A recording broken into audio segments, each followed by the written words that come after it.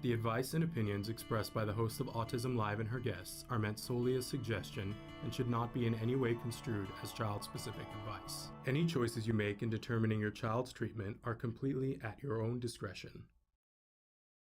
Dr. Doreen Granpeesheh is the Dr. Doreen is an expert in autism. Doreen Granpeesheh. Dr. Granpeesheh. Dr. Doreen Granpeesheh. Dr. Doreen Granpeesheh is a visionary in the field of autism. Now you can ask her questions on Ask Dr. Doreen.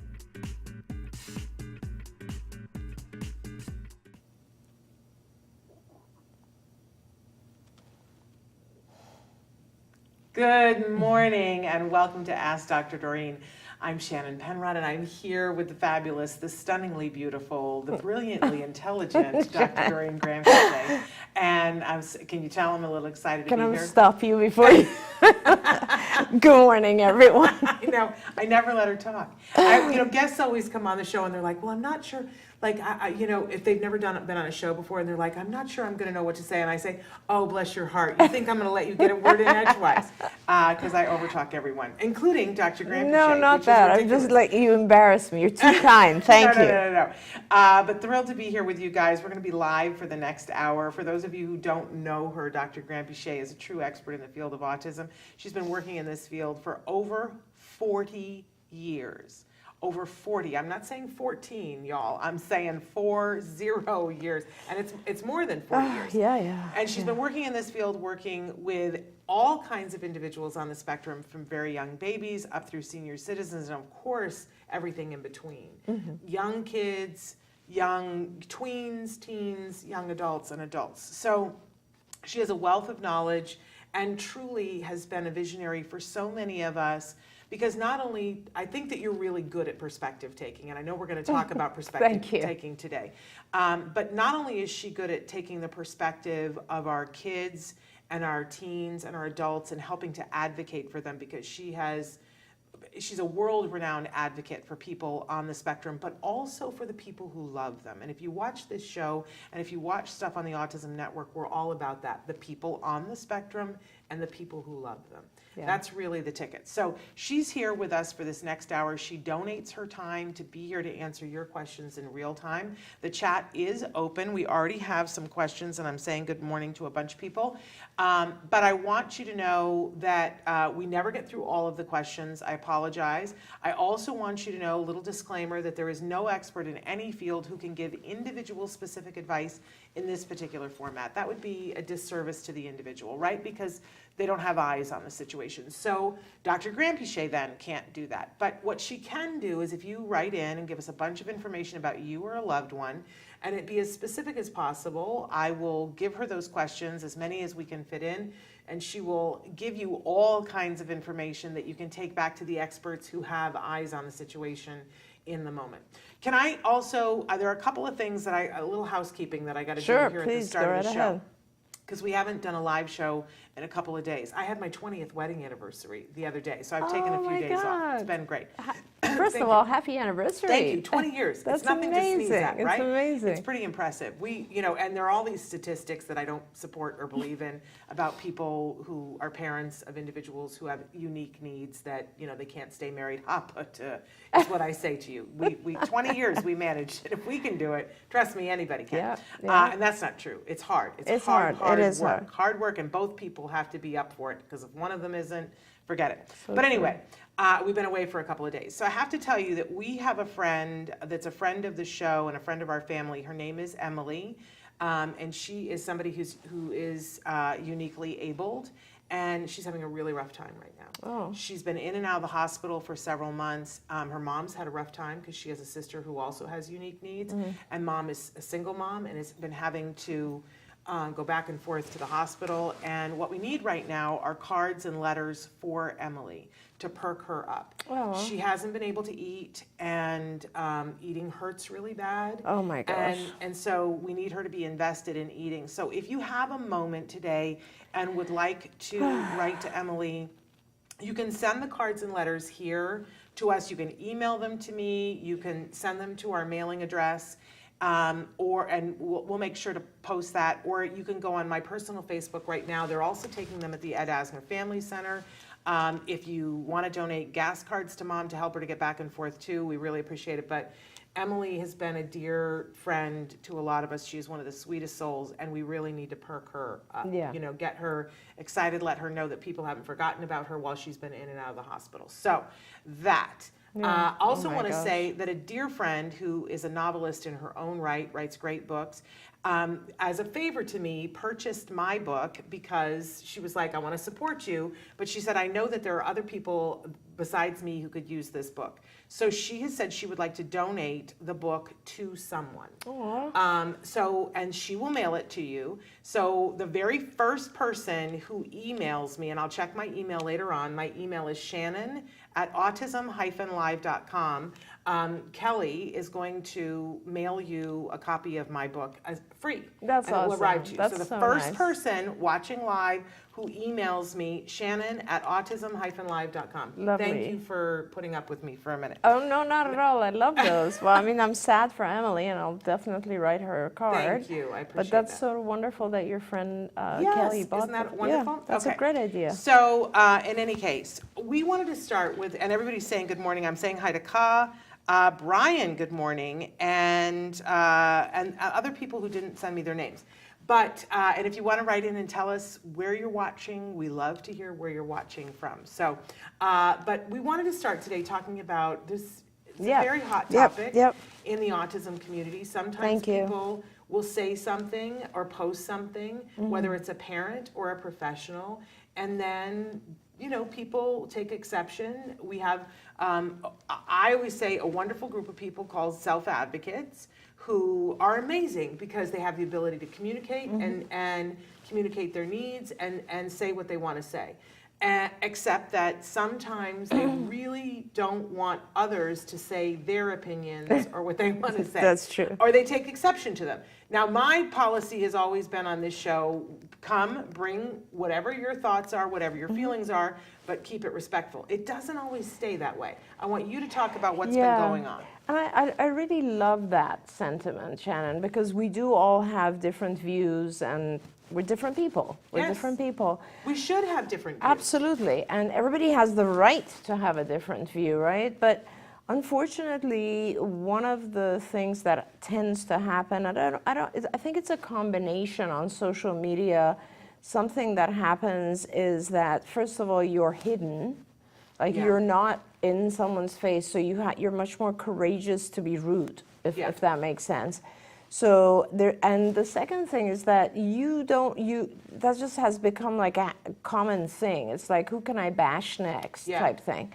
Someone actually wrote to me, so as a lot of our viewers know, what I try to do, one of the ways that I try to help people is that I answer questions on all of the social media platforms.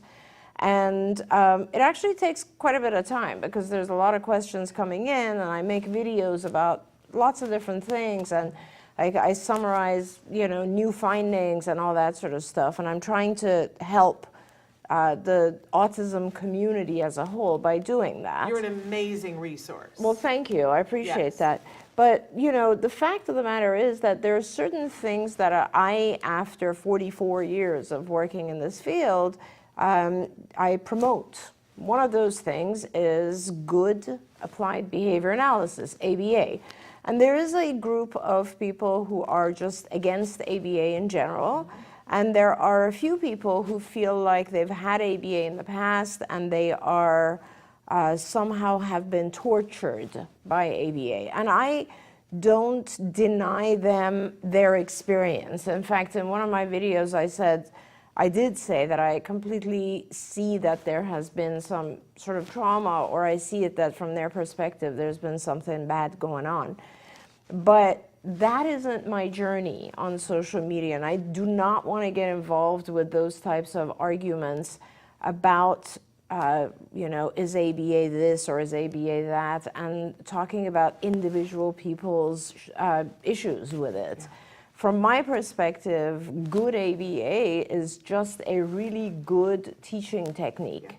And you don't have to have ABA, just like, some people choose not to learn how to play a musical instrument. Some people choose not to learn how to wash their clothes, how to Or a cook, third how language, to, or a or- third language. Yeah. And in this case, it's fine if you, as the individual or your parents, when you were younger, decide, no, I want this, I want to be autistic, and I want to live with those characteristics, period. That's totally fine. But it goes back to two things. One is there are a lot of people who do struggle with a diagnosis of autism, whether they're extremely high-functioning adults who've also come to me for help and can't feel like they can't fit into a social environment, et cetera, and have questions about how to find friends, how to have partnerships, how to find a job, et cetera. And or if you're the parent of a child, let's say, who is severely autistic. And I think a lot of the individuals right now on social media don't really understand what it's like to, the severe side of autism. And in fact, maybe I should do a video about the fact that there's a lot of parents who say, we want to separate severe autism because like all this stuff about we don't need help. Let me tell you, someone who has severe autism does need help. Yes. They do need treatment.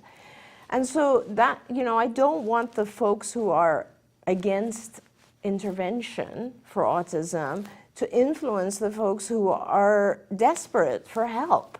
So that's one side of it. And the other side of it, Shannon, as you said, is just respect. Yes. It's just a matter of being respectful. And if I am talking to an individual who has autism, if they're disrespectful, I will tell them. Yes. I won't be harsh, but I will tell them, and I will call them out, and I will say it's not appropriate for you to put 60 videos that are kind of rude and inappropriate on my site. I will block you because you're taking this, my mission, you're derailing my mission, let's put it that way. My mission right now for spending time on social media is to be able to help people, not to get into a fight with someone who has a very significant difficulty seeing someone else's perspective. Yeah. So that's kind of what's been going on. If any of our viewers are on TikTok, or I would really welcome your support on there, because I'm trying to kind of keep the whole thing on the right path. I'm in the middle, actually, I was in the middle of doing a bunch of videos on anxiety and depression and how what we experience as parents. Yes. And this whole thing has kind of derailed it a little bit, so I'm trying to take it back there and answer questions that are important to people who are waiting. But I so appreciate you saying this. And because I know you, and I know that it comes from a place of ultimate respect. Absolutely. And a lot of times, okay, here's a perfect example that a dear friend of ours, who is a self-advocate on the spectrum, was writing in somebody had posted something about a death in the family. And he was writing in and asking very pointed, specific questions on social media about, well, what was the death like and all these things, because he was curious. Right. It wasn't there was anything... Right. But it wasn't appropriate. Right. And so I wrote in and said, publicly, in front of everybody, said, perhaps you should ask these questions privately. And then 3 moms wrote to me and said, are you aware of the fact that he's on the spectrum? Yeah. And I wrote back and I said, yes, but he has asked me Right. if he's doing something in public that is not appropriate, would I please tell him? Right. Now, I could have done it privately. I absolutely could have. That would have been a choice.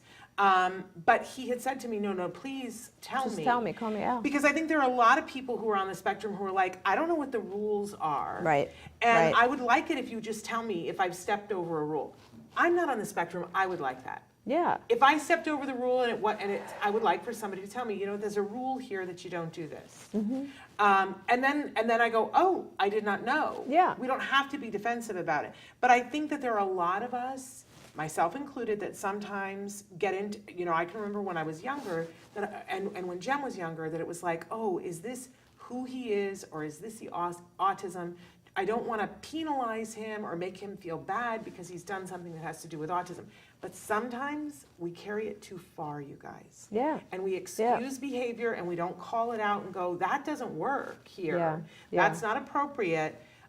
because we're like, well, you know, it's the autism, but as you say all the time, that's not part of the diagnosis. That's exactly my point, Shannon. In fact, I've talked to lots and lots of parents when they're, when they have young children and they're working with their children, and I tell them, if you want your child to fit into society, you need to curtail their behaviors so that they fit into society. Do not allow them to do behaviors or exhibit behaviors or things that are going to isolate them from society, and treat them normally. Don't walk around them on eggshell. You know, don't be so cautious that, and that's the thing. It's like, I actually called out one person, and all I did on this platform was to explain to them that blaming me for their prior experiences is what's called a cognitive distortion.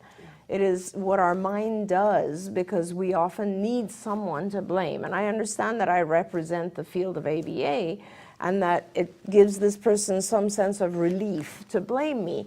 But it's not adaptive. It's not fun. It doesn't do anything. You're not going to get anything out of it. You're going to get some immediate relief, and that's about it. Yeah. And in the meantime, you're derailing, this whole platform, which has to do with helping people, right? Yeah. So I'm going to call you out, and I'm going to say, please don't blame me. Yeah. Move on. Like, we understand that you have issues, but it has nothing to do with me. And so, and then people, and then there's even a doctor on there who has come on and said, I can't believe you called her out. And of course I'm going to call, because nobody does. And that is, by the way, the only way this is going to work. Because in the future, going through life, if we just excuse people's behavior, all we're doing, and this is the truth, Shannon, all we're doing is we're saying, I'm going to excuse you, but I'm not going to include you. That's right. And I don't want that. I want there to be a place for every individual who has autism in our society. Right. And for that to happen, everybody has to be polite, period. Yes. Yeah. Absolutely. And I want to reiterate, because I know you, and when you say about fitting into social society rules, she's not talking about changing who you are, you guys. You're talking about, for instance, we don't take our pants down in public. Yes, or just being polite.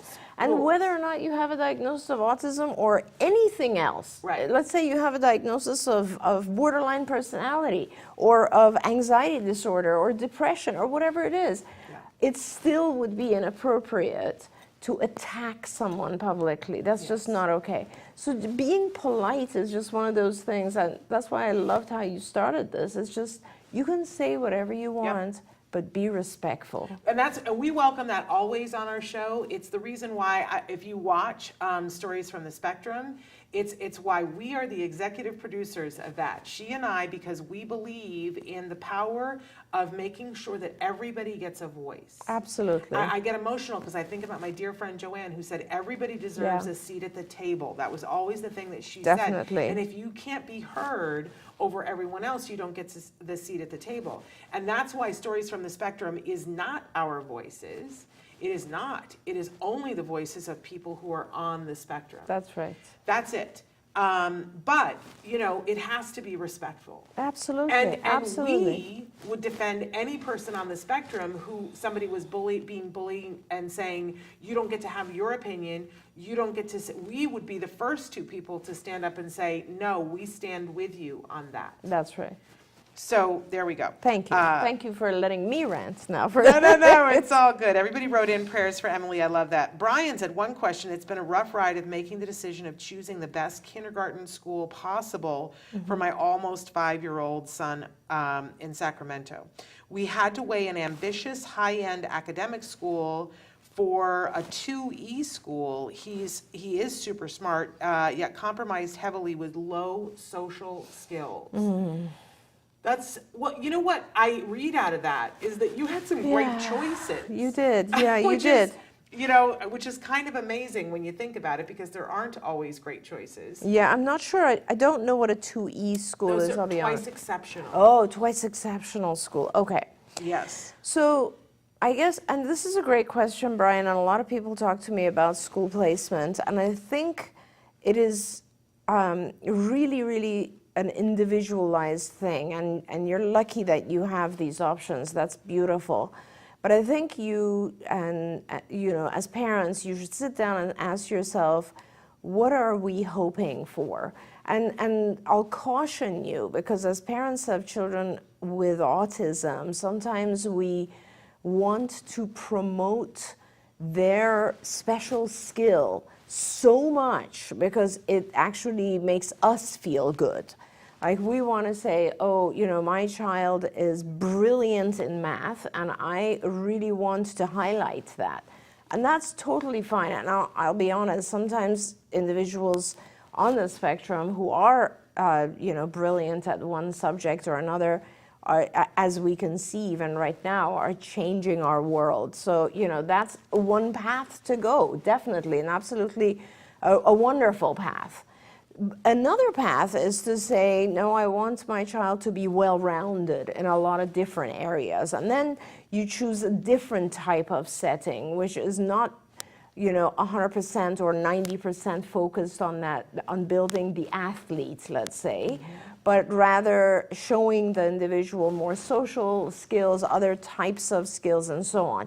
You, as the parent, can make that decision and put your child in that program. Whatever program you decide, I think what is really important is to look and make sure that your child is happy when they're in there. That's all that matters, is that they are happy. And sometimes the child will be really happy.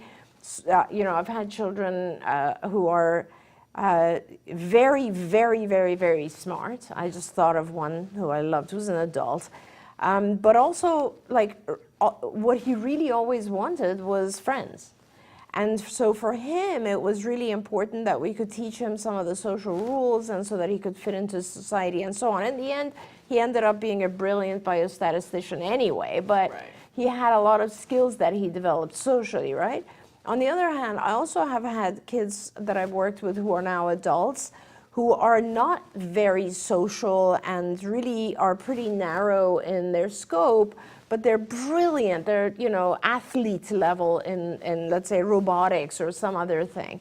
So it doesn't matter. They're both good choices, but what's really important is that the child was happy along the way, right? And that's probably the most important thing. So whatever class you choose, just go back and see, is my child thriving? Are they happy? And that's all you need to do. And I have to say, Shannon, like, I look at my 3 kids and you know how different they are from each other. And so they went different paths. But that was the one thing I always looked at, was like, are they happy? And that's what's important. That's what we all want for our kids. Absolutely. And I think a lot of times we think, you know, there's an IEP meeting and we make the plan for the year and we think it's written in stone, carved in stone. But I love this idea of making sure that they're happy, because here's the thing I wish somebody had told me. If it's not going well, they're not going to be change. happy. Yeah. You can change. Yeah. You can change teachers, you can change schools, you can move. Yep. I mean, it's all like overwhelming to think about it, Right. but it's all on the table. Absolutely. And I've seen parents do it where their child is just like, you know, it seems like so much scorched earth with this school district, and they go, I'm going to move. I'm done. I'm Yep. going to move, and I'm going to move to another school district, and I've never heard anybody be sorry about that. That's right. The 1 year that we were so ticked with one school, so we moved to another school, and the day before school, we had the meeting with the teacher. I hope she sees this, because I just really to this teacher. So much so that I included a character that makes fun of her in my one-woman show. Oh, but in any yeah. case, Oh, good yes, luck I do picking, you remember won't that. know. Anyway, the day before the first day of school, we had a meeting. Yeah. And all the warning bells went off. And I was like, this woman is not going to be good. And I was talking to a friend, and she was like, you should go in the morning and tell them that you want the other teacher. And I was like, no, I'm going to give her a chance. And I did. And we were back in every single week. We had administrators involved. And at the end of the year, I thought, I should have listened to my gut. Yeah. I should have listened to my Yeah. gut the first day. Yeah. Or I should have done it, but each time I was like, well, we're almost to the holiday break. Let's, you know, they're going to make this adjustment with her. No. If you see that it's not working, don't be afraid to go, nope, it's not working. Yeah. And Yep. try something else. Yep. It's okay to do that. The other thing, can I jump on here with one other thought? So I love that he's so brilliant, but if he's behind in social skills, what an opportunity at home to do. And if he's school aged, we were told, you guys said to us, pick the bossiest girl in the class. Oh, yeah. Start with the bossy gut girl. Yeah. Who doesn't get invited to other play dates, and invite her to play dates at your house. Keep them short. If you can, have a therapist there to facilitate. Yep. But make it, because our kids sometimes, they don't know how to have fun with other kids. So everything that they love, like if they love balloons, you fill the room with balloons. Yep. If they love, here In-N-Out burger is a big treat. So what we would always get was In-N-Out for them and the play date. So the play date, the person wanted to The come best back. thing, absolutely. That's We such became a the great. house Exactly. that they wanted to come to. That's right. And eventually, we stopped with the bossy gut girl and had 2 boys. Yeah. And then eventually it was 3 boys that would come every Friday to our house, and I would make all kinds of popcorn and everything. They could trash the living room, play There you video go. games. There you go. But that's where he really got his social That's skills. exactly right. And I see that Brian has actually asked us more specifically, what do we think about Montessori? Oh, there we go.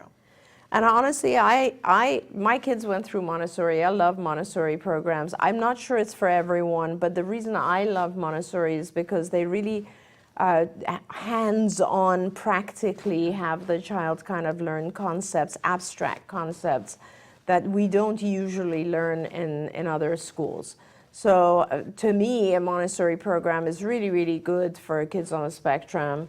Again, as Shannon said, honestly, it makes the individual, the teacher, if they're following Montessori or they're not, that's the person who can make the difference. It doesn't matter. It's about the person. Yeah.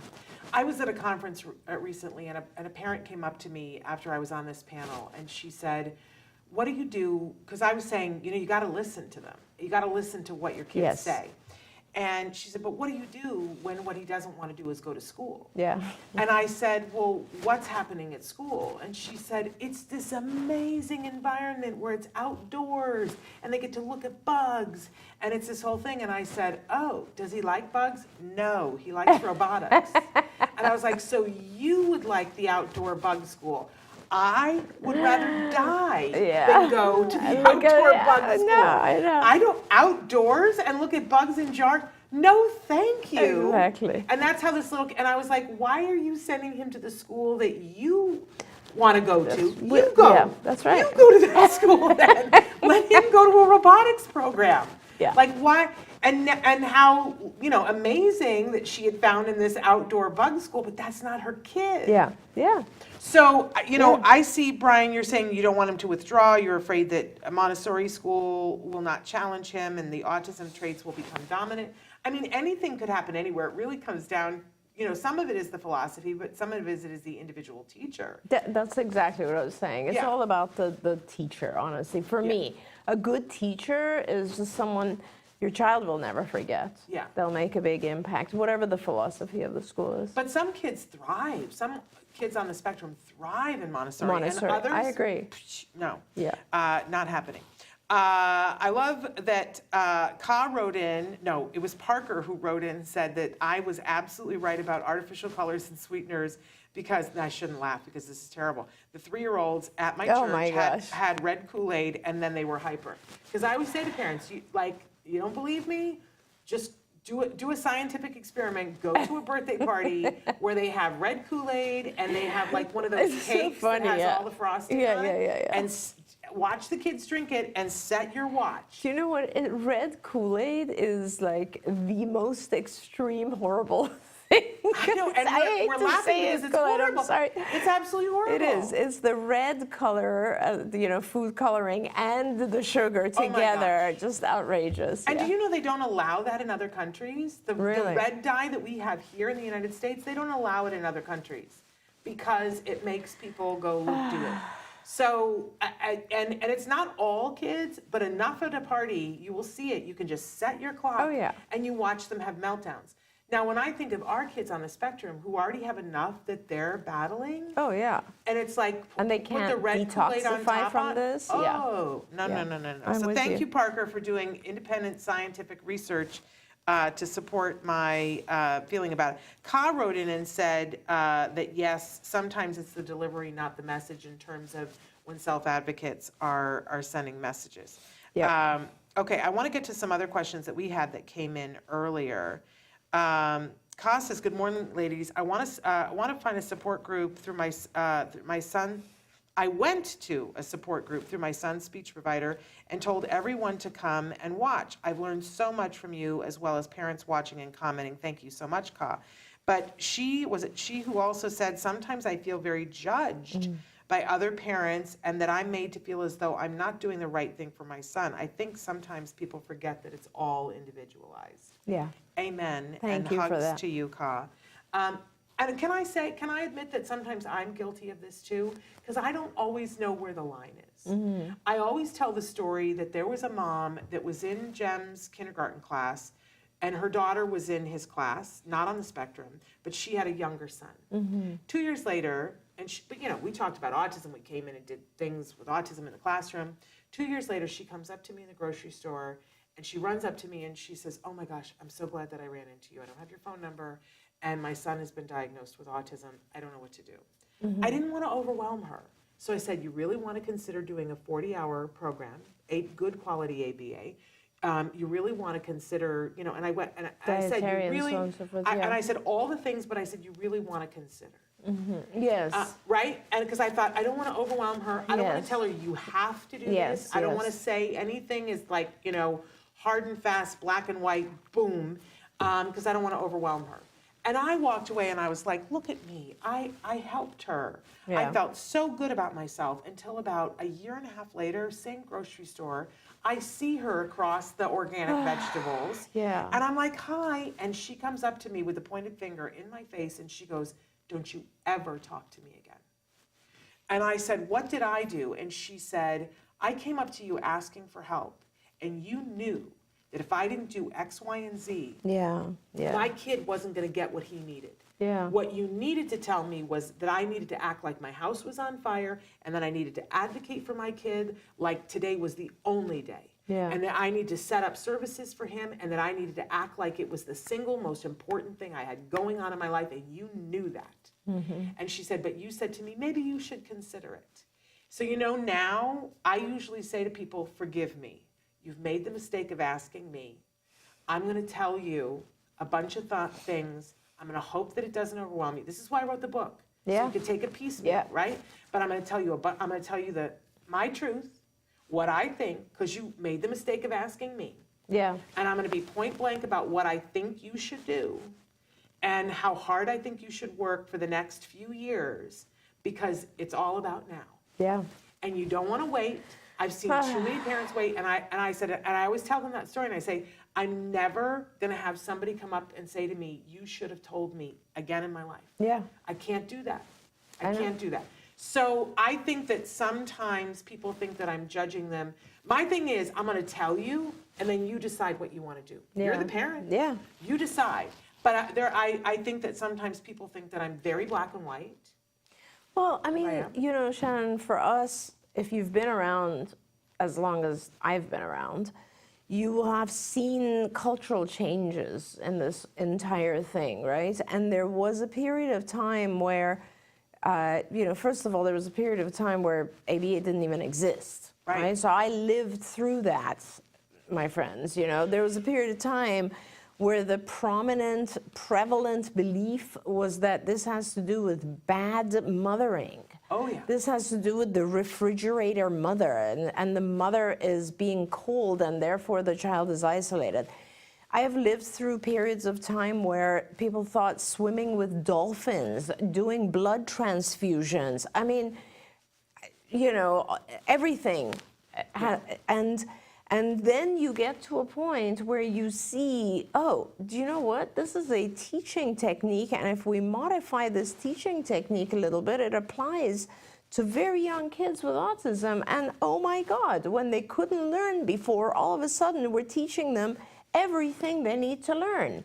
And hey, let's spend, years modifying every single skill and listing it and writing it and modifying the therapy techniques, and let's just build a whole thing around this so that every child can benefit. And then I personally got to a point in my career where I could help every child that came, because I had, 250 clinics around the country, and I could talk to people in other countries, and we had affiliate sites, and I had 6,000 therapists, and everybody was helping, and everybody was doing this, and we got funding for so many families, and people were benefiting. And then I brought in all my physician friends, and we were helping there too, and it was beautiful. Yeah. And now it is starting, unfortunately, to change again.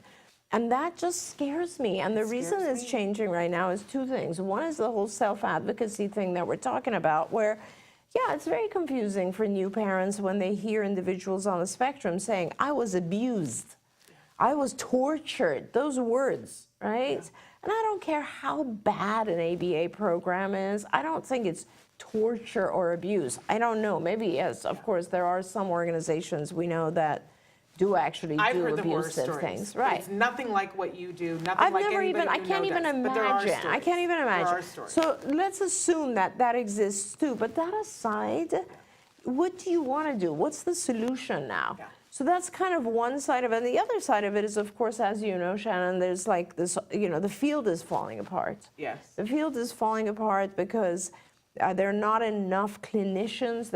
I think, in my opinion, clinicians are not being listened to, heard. And so, a lot of the funding that comes into this field, instead of going to the clinicians, is going to other places. And I won't start that whole dialogue, but I am very concerned for the field of autism, because I feel like, 5 years from now, it's not going to be where it was. No. It's just not going to be available, and that just makes me sad. Because it's not like the diagnostic criteria are changing, or that the prevalence is going down. It just keeps going up. Yeah. So, I'm still very, very passionate about it. And I thank you for what you said, because it actually empowers me to go back and continue to do what I do, which is to tell people what I personally think they should do. And if someone disagrees, that's totally fine. Yeah. As long as they do it respectfully. Absolutely. I mean, there's different things for different people, right? But Yeah. I am also afraid right now, because when my child was diagnosed with autism, what I knew about autism wouldn't have filled a thimble, right? And I had to And you've learned hit the just ground. so much. Oh my gosh, I had to hit the ground running like Yeah. every other parent and Yep. look for, and I wanted somebody to just sit down and give me the scoop. Like, what do I have to do? Where do I have to go? Which line do I have to stand in? Who do I have to yell at? Who do I have to beg? Where do I need to lock myself to the front of the building Totally. and threaten to stay there on a hunger strike? That's hard for me, but you know what I mean. But I Yeah. would if I had to. Give up my food? I don't know. But yes. You know what I mean? And I know a lot of parents can relate to that, about just tell me what I need to do. Yep. There are other parents who are too overwhelmed that even if you said to them, here's what you need to go do, it may not be possible. Yeah. They may not have Yeah. access. They, friends of mine who had their husband is dying of cancer Absolutely. while this is happening. It's not, and I don't judge if Or you, access, they don't have a team of you therapists. can't even get a diagnosis. Yeah. Right? It's hard. This is hard. I think we have to be compassionate towards all people, not judge whose circumstances. I always say, let's try to level the playing field. My group of parents, we thought we were doing the right thing by advocating for insurance, because you understand, when my son was diagnosed, there wasn't insurance funding. So I happened to live in the great state of California. Don't talk to me about California, because California paid for all of my son's therapy. Yeah. And they would send me not a bill, but a reminder every year. This is how much money we paid for your son's therapy this year. Can I tell you? The first time it arrived, and it was $180,000 for the previous year, I had chest pains and had to lay down on the sofa, because Yeah. I thought they're going to ask for Yeah. it back, or that they're going to suddenly start charging us for it, because I saw what that year had done for him. Yeah. That year changed everything. Yep. Before that year, they told us that we should let go of hope, and that he was going to be in a special education classroom, and that we were going to be lucky if he spoke. Yep. That's what we were told. At the end of that year, they offered him full inclusion in a preschool class where, he thrived, and now he's on the dean's list at college with no accommodations. That's what that year set up. That's right. That That's right. $180,000. So I lived in the great state of California. Now, that doesn't mean I didn't have to fight for it. I didn't have to, I mean, Of course. I I mean, lied, oh my I God. cheated, I did. Well, and all the fights you had even before that, right? I mean, like with schools and the and school so on. district Oh was, my gosh. was suing us because they were afraid other people were going to listen to me. Yeah. All of those things. But my group of people, not me, because I was like, I don't think the insurance thing is going to happen in our time, and I was really focused on our time. But there were other, better, smarter people who fought for the insurance because they believed that if they could get it funded, that a bunch of people would take advantage of it. Yeah. And that is not what has happened. And now, you know, when I have stopped being in the position where a parent says to me, well, they offered us 15 hours for our 3-year-old, so we're going to take the 15 hours. There was a period of time where I spent all of my time arguing with those parents and saying, you know, look at this, you can get 40, they will give you 40, but you're taking 15. And by the way, there's why are you letting- research that shows that 15 is not going to get your child where they need to be. No. And that's, we've even given up on that, Shannon. It's like, it's not even, you know, nowadays you get 20 hours funded for a child and the service provider can't even provide the 20 hours. They would like for you to sweep your hair away from your mic. It's muffling your mic a little bit. Okay. There we go. There Thank we you go. for writing that in on Facebook. There we go. Yes, the research about 20 hours. That it's, Yeah. And so, like, there's just so many issues. And I just am really just concerned because this is a very, very valuable therapy. And if it goes away, we're going to be in a very bad place. I was there, you guys. I saw severe children in Camarillo State Hospital, which was an institution that had autism wards with little children biting off their own fingers. That's what severe autism is. Yeah. And there was no ABA. We hadn't developed any of this yet. We were just beginning to develop these techniques and understand how to apply them to children who were being self-injurious. Yeah. And now for people to come and say, oh, you know, it's torture and it's this and that, and also for, you know, business people to take advantage of the system that's in place to help families, Yeah. it scares me. it scares me too. And can I just say this, because I always like to think of ABA as you said, it's a teaching technique, but since I'm a former teacher, I think of it as a box of tools. Yeah. It's Yeah. a box of tools, and it's like, oh, well, just like when you're going to paint. You can have a box of paintbrushes and a box of paints, and everybody is going to paint the same picture, and it's going to look vastly different, right? Yeah. And if you have somebody who's uniquely talented with this brush, they're going to do this, that, and the other thing. So when, you know, but you could take the paintbrushes and you could paint something wrong, or you could hurt someone with a paintbrush. If you really put your mind to it, you really could. Yes. So we need to be mindful. The thing that I get upset about is when people just say, well, ABA is bad. And I said this last week on the show, then that's saying that teaching is bad. Yeah, That exactly. learning is That's bad. exactly right. What you could say is, this ABA provider traumatized me. Right. Or this person, this behavior technician traumatized me. Right. Or this technique that was used traumatized me. So, and that's a great comparison. So how many of our viewers, how many of you have ever had a teacher who was just terrible? Right. Terrible. I've had a Absolutely. terrible Oh, man. teacher, Yes. unfair, you know, angry all the time, Oh, just and like. that teacher that Jem had that I was talking about before? There you go. Oh, I'd like There to be you in a go. dark alley with her. So what do? Do you stop going to school? Yeah. You know what I mean? That's my point. Yeah. It's like, yes, you could have had a bad experience, but don't take the privilege of ABA away from everyone else. Exactly. And if you have it, if you are lucky enough to have it, fight for it to be the best quality ABA and fight to get as many hours as possible. of that. Absolutely, absolutely. Okay, somebody wrote in and said, my 3-year-old is having bouts of the sillies. I love that expression. He will just sit and laugh or spin and laugh until he falls down. At first we thought it was cute, but now I'm concerned. Is this just a different version of happiness, and should we be worried? Okay, so first of all, I never want you to be worried, but that being worried doesn't necessarily help in any way. So let's just analyze the situation and figure out if anything has to change in order to take care of this problem. So, you know, sometimes, and you have to observe this over a period of time and do some experimentation here, which I know it's an unusual way to proceed, but unfortunately, that's what it is with autism. It is a puzzle. We often don't know what behaviors are. We can only make assumptions based on things we've seen. And one of the things, when you see a child who's just giggling and being a little silly, I would want to rule out the possibility of this being yeast or yeast die-off. That is, so many parents would come to me, Shannon, and say, like, my child he looks like he's drunk. Like he's running around and just like... Jem was the drunk elf. There you go. Yeah.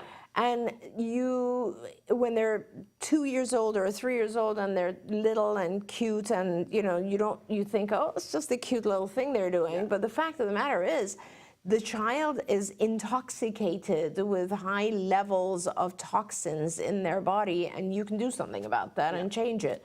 And by the way, when they are drunk like that, they're not really learning from their environment. So what I suggest you do is actually go see a nutritionist and or a doctor who has been trained in, functional medicine. This is called functional medicine. And they will do some tests. They'll do a urine test, and they will identify if your child has high levels of yeast. And this could have come about from a variety of things. Most of our food, unfortunately, in this country will promote this. But that's what you need to find out. And if you do find out that, oh yeah, your child does have actually candida, then it becomes very important to treat it, which will involve a diet as well as possibly medications that are antifungal medications.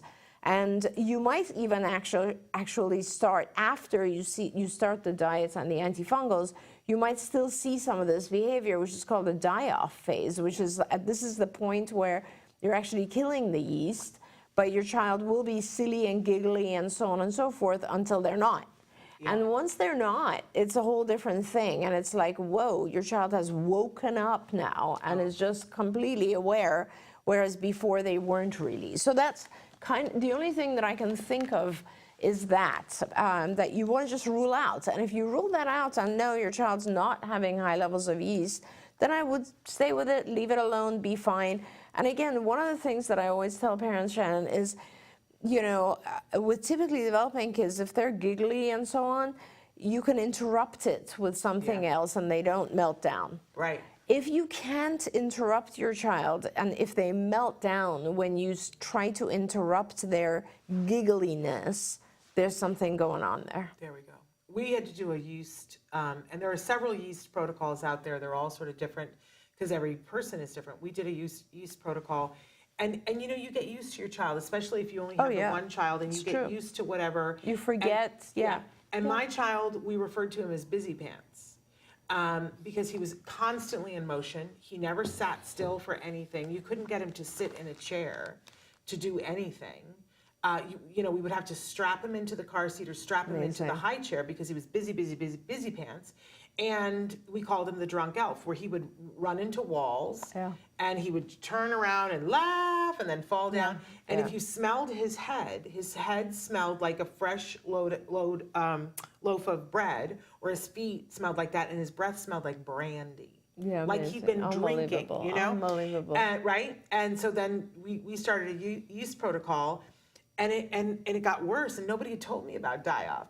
And I went, this isn't working, and I almost stopped because I went this, and then and it was a midwife who said, I said, we're doing this yeast thing, and he's worse, and she said, oh no, did I explain die-off to you? Yeah. And she said, no, don't stop. It means you're not the right thing. You're on the right path. And then I remember the day. It was like 45 days in. That's how long it took, you guys. And 45 days in, I remember waking up, and the house was quiet. And I couldn't, because he even moved in his sleep. He moved his feet in his sleep. And the house was completely quiet. And I was panicked because I thought we had so many locks on the door because he was also a flight risk. And I thought he'd gotten out of the house. That's how quiet the house was. I went out, and he was sitting at the coffee table, and he was putting together Duplos. And we'd had the Duplos. He'd never done it before. And he was sitting there, and he was putting them together. And when I walked up and I said, hey, bud, what are you doing? And he looked right up at me, and I went, Oh my What's going on? Like, it felt eerie because my child hadn't made eye contact Yeah. like that. Yeah. And he was still, he was sitting and playing with a toy. Yeah. And I'd never seen that before. I love that. Amazing, like life-changing, right? It's so interesting. Okay, somebody wants to know, adult diagnosis seems like the hardest thing to get, and when you get it, it feels like people question it. Who can give a definitive qualified diagnosis, and how much should it relatively cost? Realistically cost? Okay, yeah, that's great. So, it is harder when it's an adult because typically adults who are going to seek out a diagnosis are going to be very high functioning, right? Because if they're not very high functioning, this would have been identified at an earlier stage. Yeah. So when you are high functioning, the diagnostic criteria are sort of, I don't want to say subjective, but ultimately a diagnostician has to decide, is this symptom present or not, right? So for example, I was just doing a video on the diagnostic criteria, and let's say just the very first one, the whole area of social communication. There has to be a series of symptoms present in the area of social communication. Now, about a year ago or so, I was diagnosing an adult who, interestingly, it was kind of an interesting experience for me because they wanted to receive the diagnosis of autism. And so they were kind of almost by textbook telling me all the things that should be in the diagnosis. Right. And meanwhile, I was observing that this individual did not at all in any way exhibit sort of the difficulties that you experience with autism, even if it's very, very high functioning. And the biggest thing that you observe with an individual with autism is they have a difficult time interacting because they don't know all the kind of unwritten rules of social interaction. So for instance, they won't wait. They will jump into your conversation. They might not look at you when interacting, or they might be too close. They will talk about things that are run-on and not pertinent to the question you just asked. There's all this other stuff that's subtle stuff that actually indicates a difference in social communication. But it wasn't what this person was trying to do, was just trying to get the diagnosis. And actually I ended up diagnosing them with social anxiety, because there's a lot of people that experience anxiety and they think that it is like autism. And it's not. So the symptoms of autism, if you have an experienced diagnostician, they can sit with you. It'll be about a 2-hour back and forth conversation where they will ask you a bunch of questions. And I mean, this is what I do. And then I would either at the end of the 2 hours be able to give you a diagnosis or rule out the diagnosis. Or if I'm unsure, I would give you a series of questionnaires to fill out, because you're high functioning and you would be able to fill out these questionnaires. And then with the help of those questionnaires, within an hour later, I'd be able to tell you one way or another, yes or no. And I would be able to tell you your severity level in each of the diagnostic areas. Now, that's an important thing that people tend to miss. In the social communication area, you can have a severity of 1 to 3, and in the stereotypical repetitive area, you can have a severity of 1 to 3. And that's also very important for the individual to know. So that's about the time frame that a diagnostician, and I do not recommend that you try to get it from your family doctor or from a psychiatrist or psychologist who has not worked with autism before.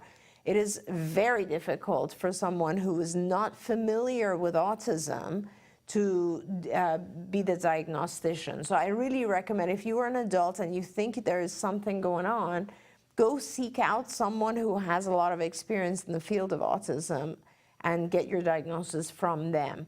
What does it cost? Again, it depends on whether or not they have to do testing.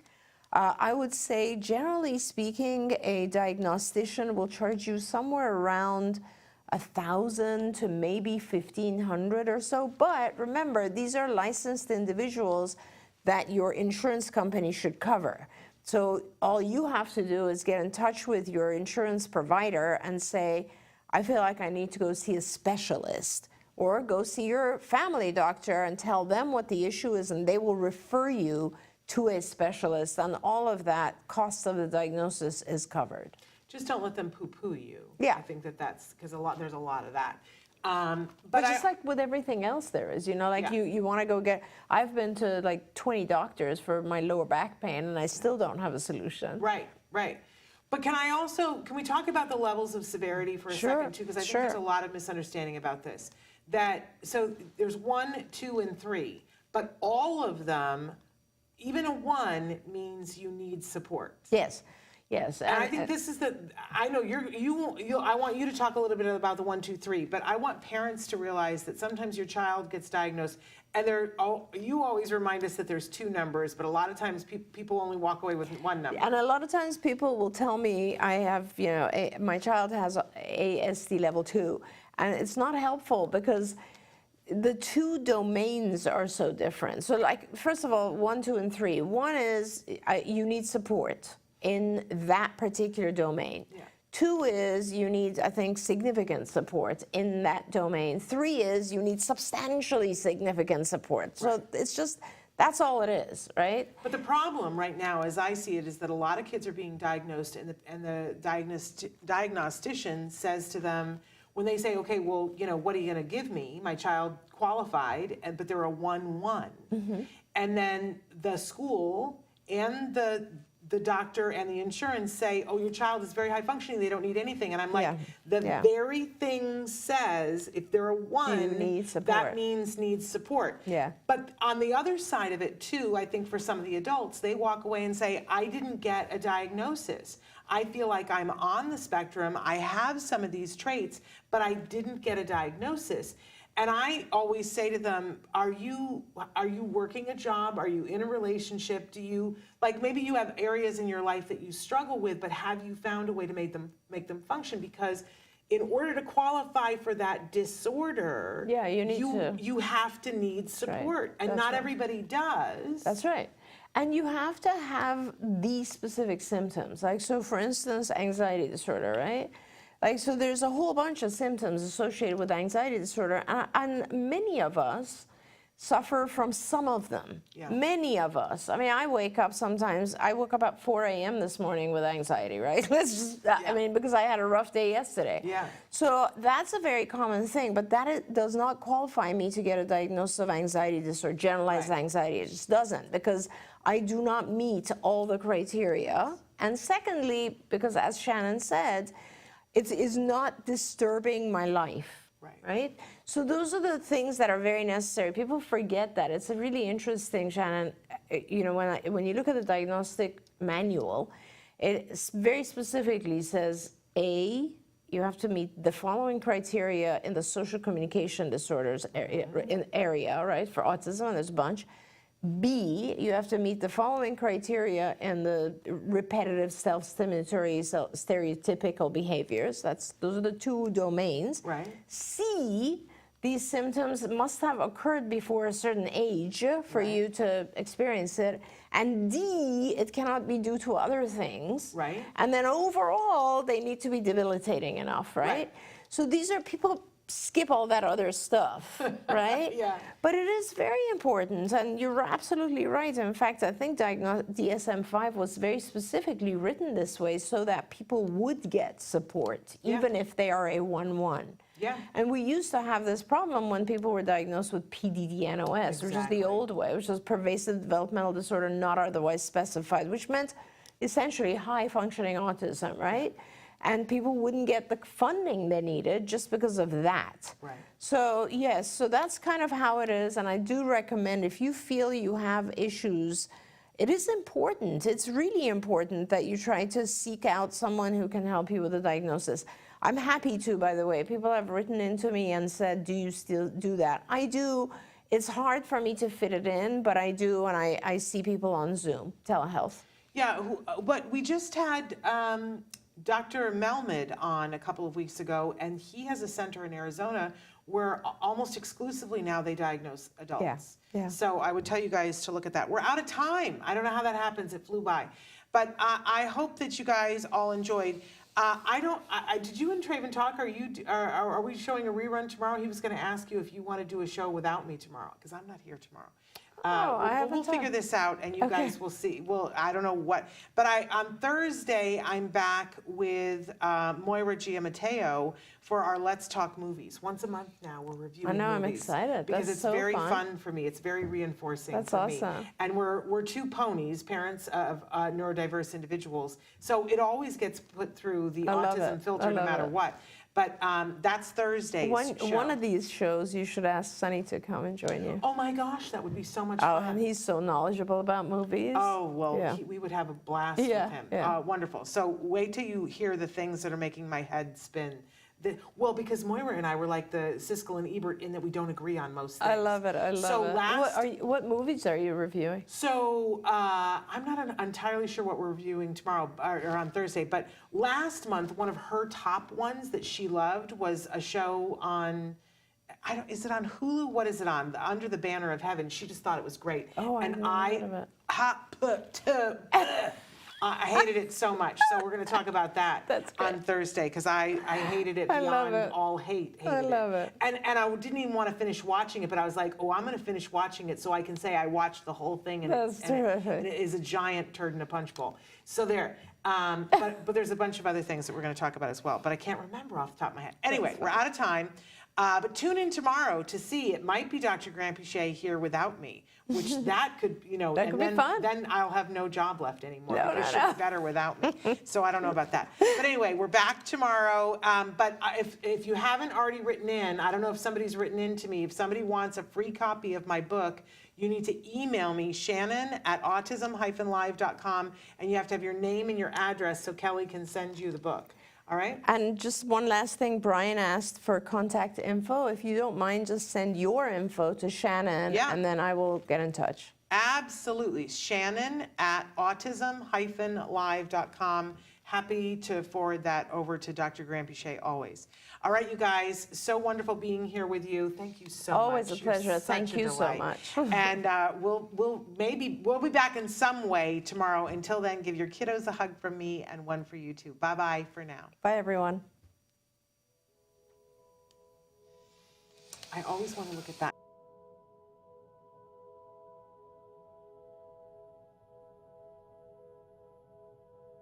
If you found anything helpful in this video, please give us a like. In fact, make sure that you smash that subscribe button on YouTube and give us a like on Facebook.